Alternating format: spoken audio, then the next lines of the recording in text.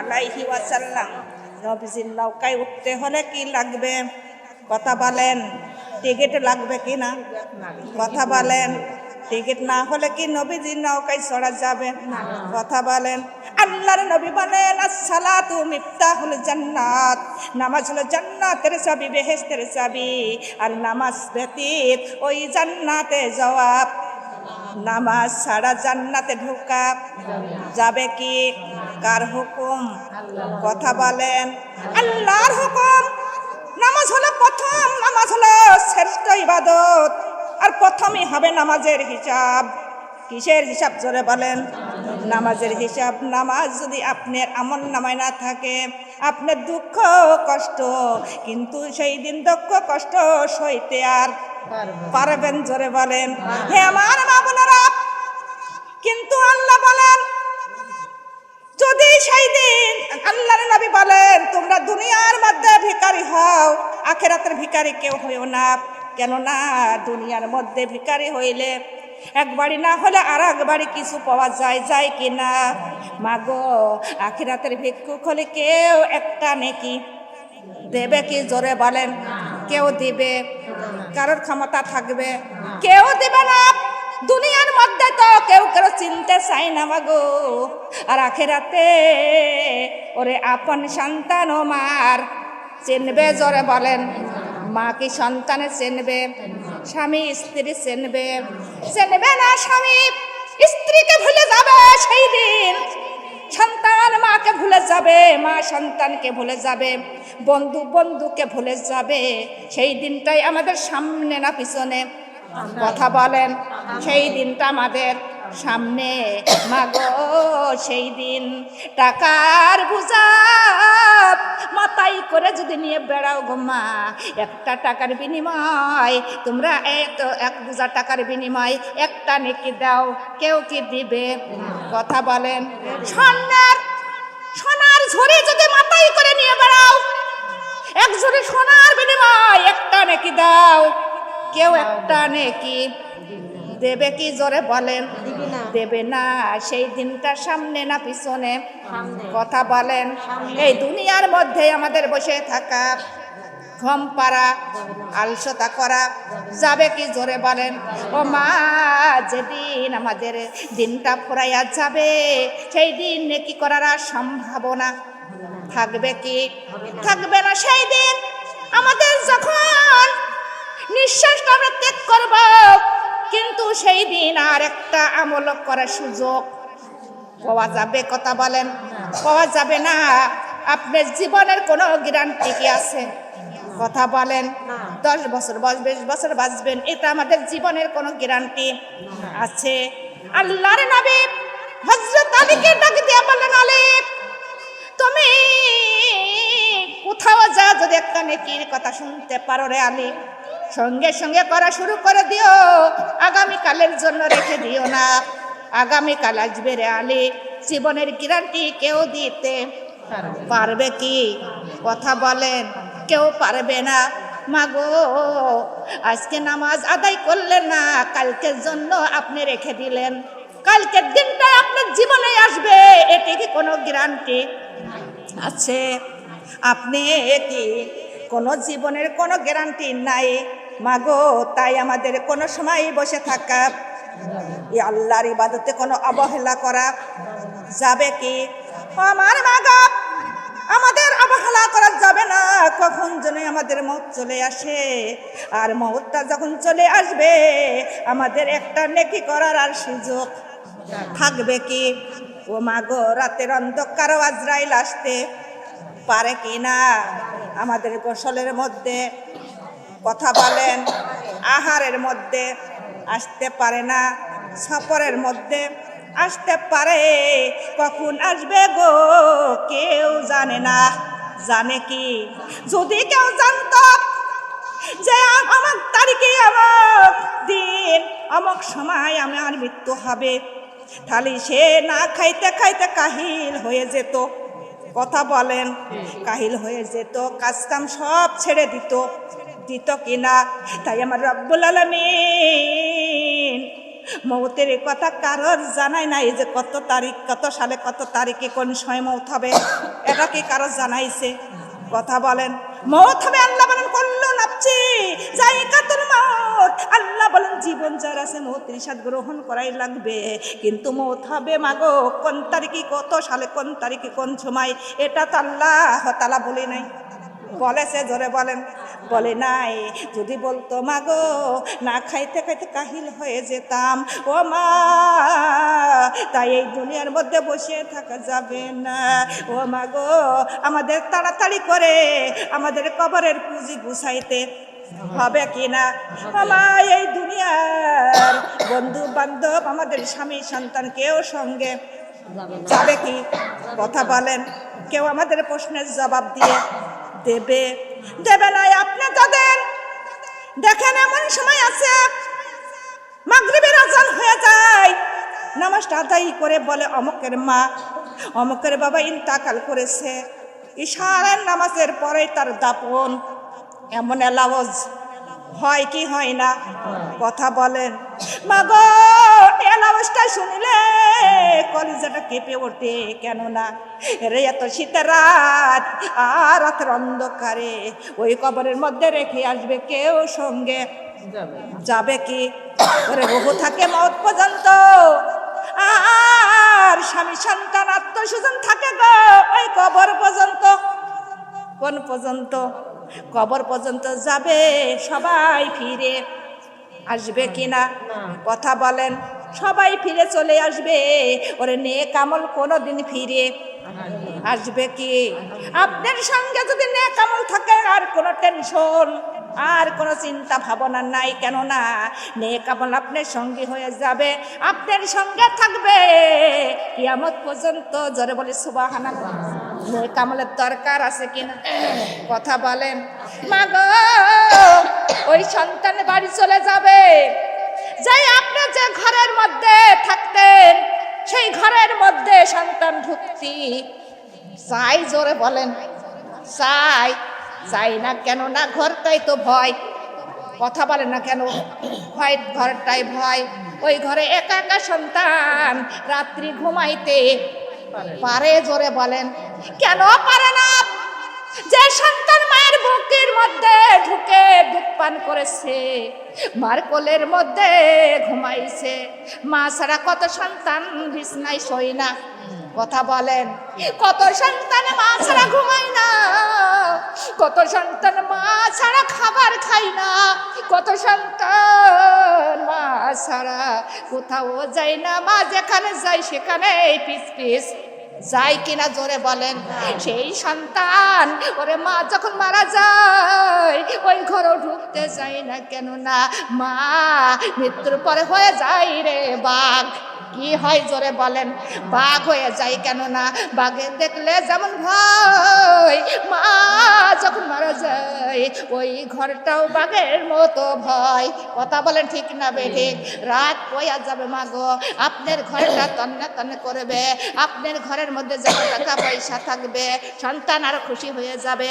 ওই টাকা পয়সা নিয়ে সন্তানরা আনন্দ ফুর্তি করবে। মাগো আপনার কবরে একটা টাকাও যাবে কি? জোরে বলেন। যাবে না। সব ভাগ ভাগালি করে নিবে মাগো। সন্তান থাকলে সব সন্তান ভাগ করে নিবে। ও মা সব তার ভাগ নিয়ে নিবে। দেখছি হাড়ি সোনা দানা হীরা মুক্তা। ও মা আপনার টাকা পয়সা সব ভাগ করে নিবে। ওরে নেক আমলের ভাগ কেউ নিবে? কথা বলেন। কেউ নিতে পারে? আমলের ভাগ কেউ নিতে পারে না। আপনি যে কত বদ আমল করেছেন আপনার সেই বদ আমলের ভাগ ওরে কোন সন্তানই নেবে? জোরে বলেন। নেক আমলের ভাগও সন্তান নেবে না, আপনার বদ আমলের ভাগও সন্তান নেবে? জোরে বলেন। কোন সন্তান নেবে না, আপনার পাপের ভাগ কেউ নেবে না মাগো। ওই কবরে যখন রেখে আসবে সন্তানরা 40 কদম মুসল্লিরা পাও বাড়ানোর সঙ্গে সঙ্গে মানকার নাকির এসে হাজির হয়ে যাবে। মানকার নাকির বলবে মার রব্বুকা মা দিনুকা মান নাবিউকা, তিনটি প্রশ্ন মাগো। রব আমার আল্লাহ, দিন আমার ইসলাম, নবী আমার মোহাম্মদ সাল্লাল্লাহু আলাইহি ওয়াসাল্লাম। না পারিলে প্রশ্নের জবাব সঙ্গে সঙ্গে শুরু হয়ে যাবে ওই কবরের আযাব। মাগো ওই কবরটা কিয়ামতের প্রথম ধাপই হলেন কবর। কিয়ামতের প্রথম ধাপই হলেন কবর। কবরের মধ্যে আপনাদের প্রশ্নের জবাব দেওয়া লাগবে, লাগবে কিনা জোরে বলেন, লাগবে কিনা? কবরের মধ্যে সমস্ত আযাব কবরের মধ্যে, কথা বলেন। তাহলে কিয়ামতের প্রথম ধাপই হলেন কি? কবর। কবরটা তো ভয়ঙ্কর, কবর সাপ বিচ্ছুর ঘর, কবরটা আগুনের ঘর। কবরের মধ্যে এমন এমন ফেরেশতা আসবে, আগুনের মগরি দিয়ে পিটাইবে। মাগো এই কবরটা কত ভয়ঙ্কর! ওই কবরের মধ্যে আপনার সঙ্গে কেউ থাকবেন না, এমন বিপদ এসে যাবে মাগো, ওই বিপদের সময় কেউ আপনার আশেপাশে থাকবে না। তাই কবরের ভয়ে, আমাদের কবরের বিপদের ভয়ে কেন্দেছে হযরত খাদিজাতুল কুবরা। জোরে বলে সুবহানাল্লাহ। কিরা কেন্দেছে? হযরত খাদিজাতুল কুবরা, যে হলো বিশ্ব নবীর বিবি। ঠিক না ঠিক কথা? বিশ্ব নবীর বিবি হয়ে কাঁদতেছে কিসের ভয়ে? কবরের বিপদের ভয়ে। কবরের ভয়ে। আমাদের সেই কবরের বিপদের কথা একটু মনে নাই আছে? মা গয়াজ বাদে কালকে চলে যেতে হবে কবরে, আর কবরটা আমাদের একদম নিকটে, কথা বলেন, এমন নিকটে, ওই নিকটেই আমাদের কবরটা একদম নিকটে। কবরে যেদিন চলে যাব মা গো, কিন্তু আপনার ওই প্রশ্নের জবাব দেওয়ার লাগবে। কবরের মধ্যে কত বিপদ, ওই বিপদের সময় আশেপাশে কারোর পাওয়া যাবে কি? মাগো দিনটা গুনতে গুনতে আমাদের দিনটা ফুরাইয়া যাইতেছে। কি দিনটা? যখন দুনিয়াতে আসছেন তখন সেদিন থেকে আমাদের দিন গণনা, ঠিক না বেঠিক কথা? এই 4 দিন 5 দিন এরকম করতে করতে মাস মাস হয়ে গেল, আবার বছর, 1 মাস 2 মাস এরকম করতে করতে বছর চলে এলো। আবার বছর গুনতে গুনতে কত সালে হয়েছেন, কোন তারিখে, বছরটা গুনতে গুনতে দেখেন 40 45 বছর, 50 70 বছর বয়স হয়ে গেল। তাহলে বয়স কমলো না বাড়লো? কথা বলেন। হায়াতটা কমতেছে না বাড়তেছে? কথা বলেন। হায়াতটা কমতেছে আর মওতটাই আমাদের আগাইতেছে। জোরে বলে সুবহানাল্লাহ। তাই গো না দিন ফুরাইয়া যাবে, গো না দিন ফুরাইয়া যাবে, জবনে লাগিবে ভাটি। ওই যে দেখো ডাকিতেছে তোমার কবরের মাটি, ওই যে দেখো ডাকিতেছে তোমার কবরের মাটি। গোনা দিন ফুরাইয়া যাবে, গোনা দিন ফুরাইয়া যাবে, জবনে লাগিবে ভাটি। ওই যে দেখো ডাকিতেছে তোমার কবরের মাটি, ওই যে দেখো ডাকিতেছে তোমার, পারেন ভাবতে পারেন, ওই যে দেখো ডাকিতেছে তোমার, ওই যে দেখো ডাকিতেছে তোমার কবরের মাটি। সন্ধ্যার আগে যেদিন ডুবিবে বেলা, এক পলকে ভেঙ্গে যাবে তোমার রঙের মেলা। সন্ধ্যার আগে যেদিন ডুবিবে বেলা, এক পলকে ভেঙ্গে যাবে তোমার রঙের মেলা। কারে দিবা তুমি চোর ধাম, কারে দিবা তুমি চোর ধাম, কার মাথায় ভাঙবা লাঠি। ওই যে দেখো ডাকিতেছে তোমার কবরের মাটি, ওই যে দেখো ডাকিতেছে তোমার কবরের মাটি। খবর পেয়ে আসবে আত্মীয় স্বজন, চারিপাশে বসে তারা করিবে কান্দন। খবর পেয়ে আসবে আত্মীয় স্বজন, চারিপাশে বসে তারা করিবে কান্দন, সাজাইয়া দিবে মনের মতো, সাজাইয়া দিবে মনের মতো, কি সুন্দর পরিপাটি। ওই যে দেখো ডাকিতেছে তোমার, বলেন বলেন, ওই যে দেখো,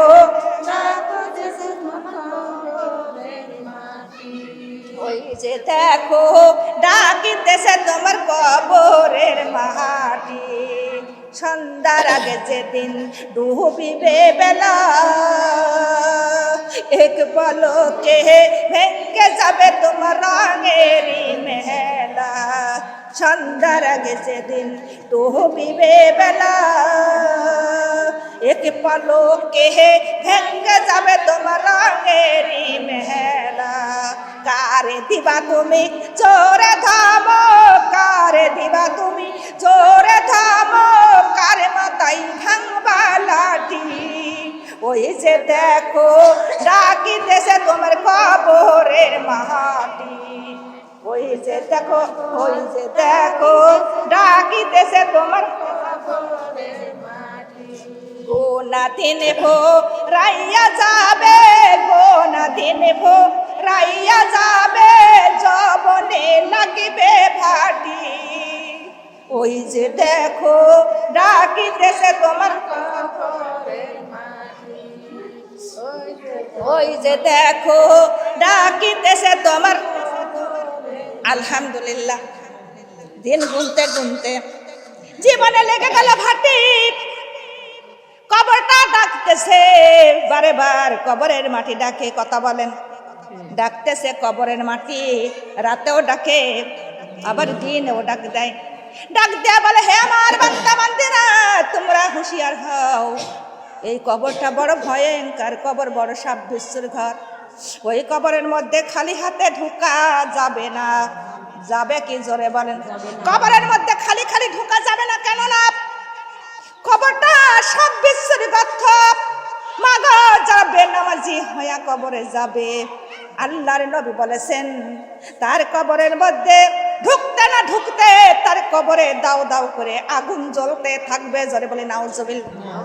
কি ঢকি জ্বলবে? জোরে বলেন আগুন। কথাটা কার? হুকুমটা কার? বেনামাজি হওয়া যাবে? কথা বলেন।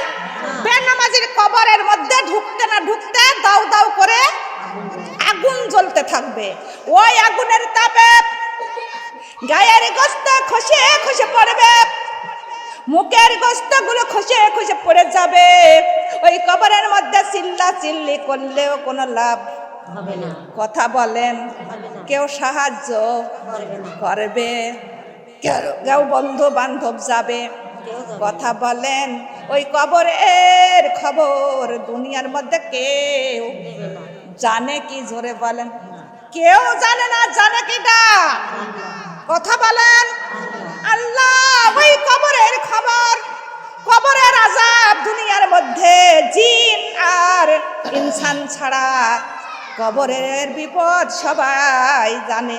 পশু পাখি এবং ছাগল গরু সবাই কবরের আযাব শুনতে পারে, কিন্তু জিন আর ইনসান এরা দুই জাতি কোনোদিন শুনতে পারে না। জোরে জোরে বলে সুবহানাল্লাহ।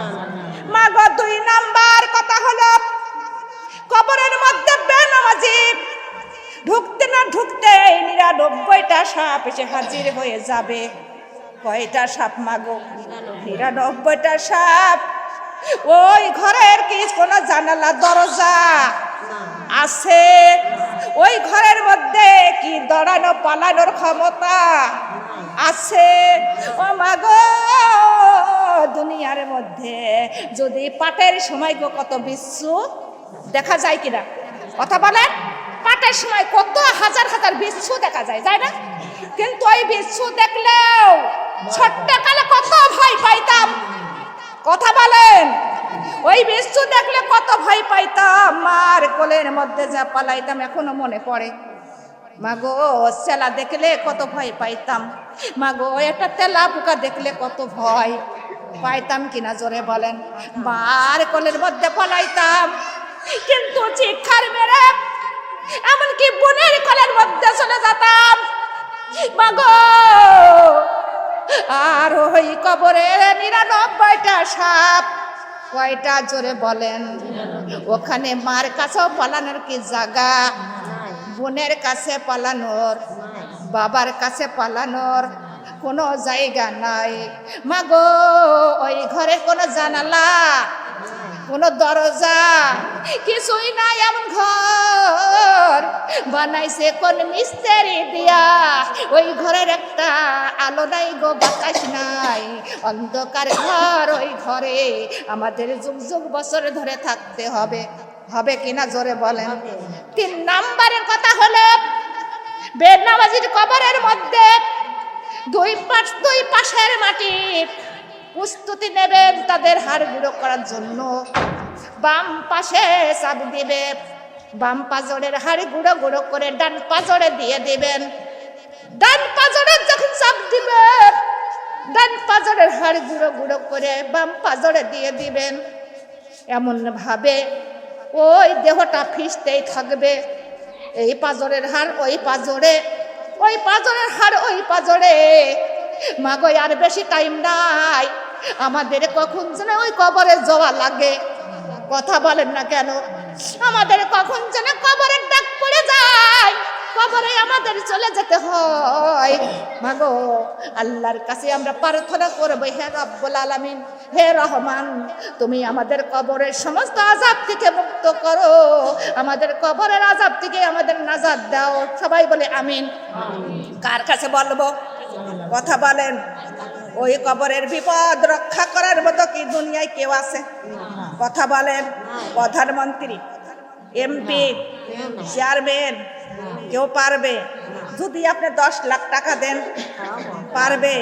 যদি 10 কোটি টাকা দেন তাও কবরের আযাব থেকে কারণ মুক্ত করার মালিক কে জোরে বলেন? আমার আল্লাহ। আল্লাহ ছাড়া কবরের সঙ্গে কেউ হবে কি জোরে বলেন? লা ইলাহা কালিমা লা ইলাহা। চিন্তা করে দেখো না কবরে কি যাইবা না, চিন্তা করে দেখো না কবরে কি। ওই কবরে আল্লাহ ছাড়া, ওই কবরে আল্লাহ ছাড়া